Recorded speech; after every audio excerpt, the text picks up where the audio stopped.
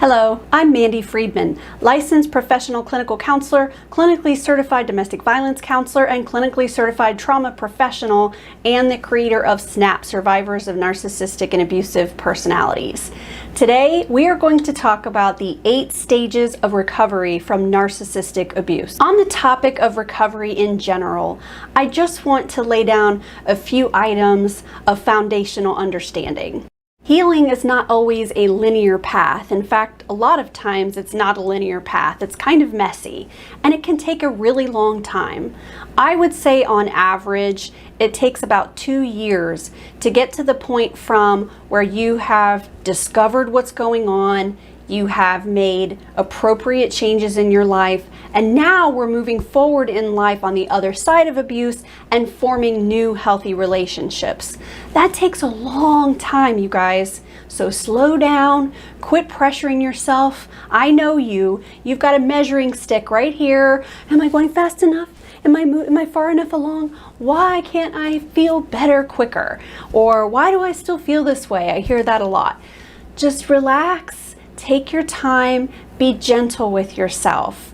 These things have to come to the forefront in our lives in order for us to practice them. The healing journey requires life to happen because life is what gives us the experience that we need to practice with our new toolbox of recovery. The first stage of recovery from narcissistic abuse is questioning. This is the period of time where you're starting to put 2 and 2 together a little bit. You're starting to wonder, what's going on here? And it's like, something's not right. I know something isn't right. And you start to question, is this healthy? Is this abusive? Am I okay? Is there something wrong with me? Just a lot of questions about the validity of the statements made by someone who's abusing you. You just start to question and wonder, is this really what life is? Is this really all that I have to look forward to? Is this okay to go on in a relationship? Just, you're not just buying it hook, line, and sinker anymore. You're starting to really question whether you could change, make things better, or if maybe you're not the problem. Maybe the person abusing you is the problem. The second stage of recovery is discovery. That's when you're questioning, and then you start to go look for the answers to your questions, and you discover, holy crap, this is a thing. There's lots of people that experience this. It has a name and there's language to go with it. Gaslighting? Remember the first time you read about gaslighting and you're like, oh, that's what's going on, right? So when you start to discover after you question, that really starts to kick things in gear. You discover about narcissistic abuse, narcissists, psychopaths, gaslighting, all the tactics, flying monkeys, that's one of the common ones we learned first. And it's really something that opens our eyes as we discover the truth about what's going on with us. Now, whether we're ready to accept the truth or not is something else, and perhaps for a later stage. But up until this point, in the second stage, you have started questioning, and then you started to go look for answers, and you're finding the answers.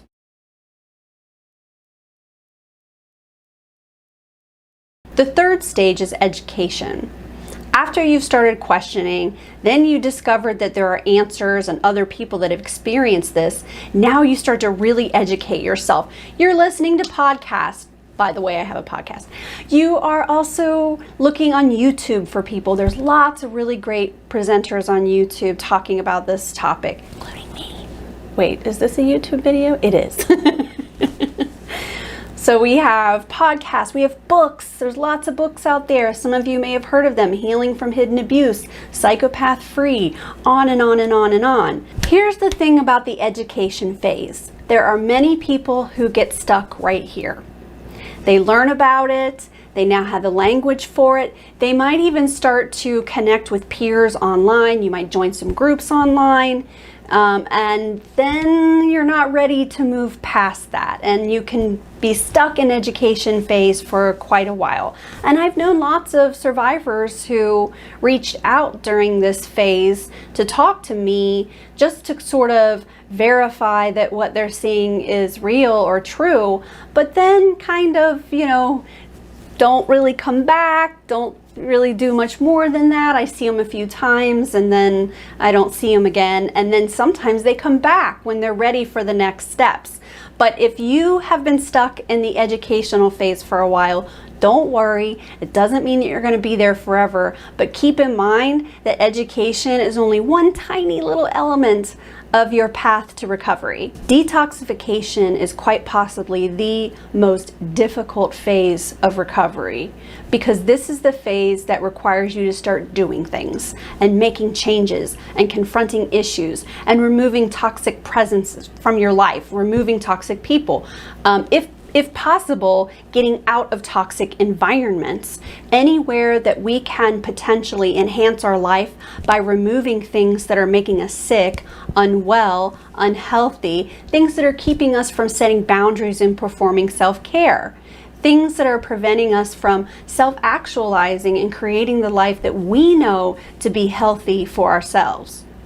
But this takes a lot of bravery, it takes a lot of courage, it takes a lot of time, and you will need to know how to navigate others, how to set boundaries, what are some things that you can say, how do we detox, right? What do we do to remove the toxic presence or multiple toxic presence? There could be a family that you're involved in, it could be a romantic partner relationship, it could be a school, a church, a group of some sort, a circle of friends. Detoxification means you're having to start walk the walk, right? We can talk the talk all day, and I know a lot of people that talk the talk, and they might talk the talk with me for quite a while before they're ready to walk the walk. So detoxification is you taking those very scary first steps to clean up some of the messes in your life. The fifth stage of recovery from narcissistic abuse is confirmation. So now, okay, we have educated ourselves. We know what we're looking at. We have language for it. We found our peers. Furthermore, now we're taking those very difficult steps of removing things that aren't good for us. Well, guess what happens when you start to do that? You get feedback. You get feedback. There are people that are not going to be happy with the decisions that you're making, and their responses to you trying to create a healthier life will be confirmation that you are correct, confirmation that you're making the right decisions. Things start to fall together. You feel better. There's like a little bit of weight that has been lifted. You have more time for yourself. You're performing a little bit more self-care now, perhaps. You have a sense of relief from the choices you've made, and that starts to fuel you and motivate you. So confirmation are all those little messages and signs. And by the way, some of them can be harsh and difficult to face or accept. So for example, if there's someone you really care about, but they have been crossing your boundaries, and it's an imbalanced relationship where it's a give, and a take, and you decide that during detoxification you're going to set boundaries with this person.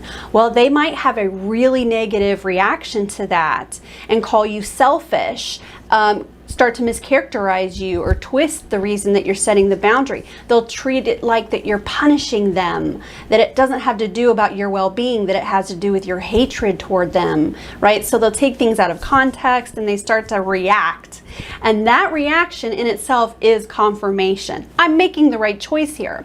How do I know this? Because healthy people, when you set boundaries with them and say, hey, you know, this isn't really good for me, what is happening? Healthy people are going to say, oh my gosh, yes, of course. Thank you so much for telling me that. I won't do that anymore. I would never want to make you feel that way. But people who aren't healthy, people that are boundary crossing, people that are using you, people that are leaning on you too much, people that you're codependently enmeshed with, they're not going to like the fact that you're starting to lead a different life today. Another part of confirmation is your renewed sense of self and energy. It's not a lot, but it's enough to notice. You're not all the way there, but you start to get just a little bit more energy, just a little bit more confidence, just a little bit more clarity. And that starts to snowball and motivate you to strive for these next stages of your recovery. After confirmation, we have reorientation. So we discovered, we educated ourselves, we detoxified, we received confirmation that what we're doing is the right thing and that we see things clearly. Now we have to get reoriented. Now we have to start really shifting how we look at ourselves, how we look at relationships, how we look at our past. And when I say how we look at ourselves, I mean we have to get to know ourselves, and we have to start to forgive ourselves and be more accepting of the things that happened, the things that went on, the decisions that you made. A lot of people carry a lot of shame over what we call countermeasures. And countermeasures are the things that went on during the relationship that are out of character for you. And you know what I mean. You acted crazy, you did crazy things, you know, and when I say crazy, I don't mean that you were crazy, but I know you're saying to yourself that word. I don't think you're crazy, but you might think you're crazy, but you're not, right? So reorientation means we have to start seeing things differently. Now, all that education that we did and all that hard work we did to detoxify, then we receive confirmation. That confirmation, by the way, can be kind of grief in a way, because you're kind of hoping that it's not true about these individuals, but then they confirm that you're right, and that can hurt. So I realize we're taking a little bit of a step back to confirmation, but I just want you to know that part of reorientation is learning to accept the truth about other people and then start to act accordingly. Now, step 7 is reintegration. Okay, so now we have reoriented, we've shifted our thoughts, we've shifted our views and perceptions of ourselves, of relationships, of our past. We're really starting to tweak a lot of stuff or make major changes with a lot of things. Now we're putting it into action, and that's now we're having to take more steps. We're really walking the walk now. We are living the principles now. 8 is preservation. This is the maintenance stage. It also has to do with you defending your boundaries, maintaining your boundaries, and continuing with self-care, continuing to walk the walk, using your new toolbox of recovery. We must defend and preserve our progress at all cost. Think about all the hard work that you've done, the money you've spent, the time that you've spent, all the self-examination and boundary setting and maintaining those boundaries. It was a lot of work to get you where you are now at this stage.